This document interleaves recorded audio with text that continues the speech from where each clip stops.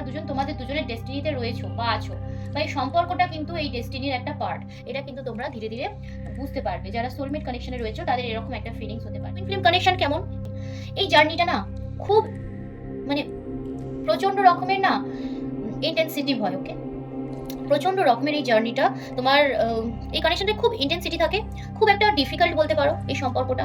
মানে এই সম্পর্কটা অ্যাকচুয়ালি তারাই এই সম্পর্কের মধ্যে আসে যাদের দুজনেরই না মানে লাইফে কিছু পারপাস থাকে, দুজনেই দুজনকে কিছু শেখানোর পারপাস থাকে।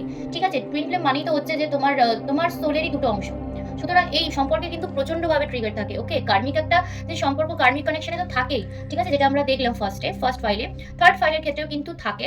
সেটা কিন্তু অত্যধিক পরিমাণ। বুঝতেই পারছো, তোমাকে যদি আমি কিছু শেখাতে চাই, তার মানে তোমার লাইফে আমাকে প্রচন্ড পরিমাণে একটা ইম্প্যাক্ট ফেলতে হবে, তবে তুমি সেই জায়গা থেকে কিছু শিখবে। আঘাত পেতে হবে, প্রচন্ডভাবে তোমায় কষ্ট পেতে হবে, দুজনেই দুজনকে প্রচন্ডভাবে ট্রিগার করবে। এই লেসনটা থেকে না, এই কানেকশনটা থেকে, এই জার্নিটাতে তোমরা অনেক কিছু শিখবে, তুমি এবং তোমার পার্টনার।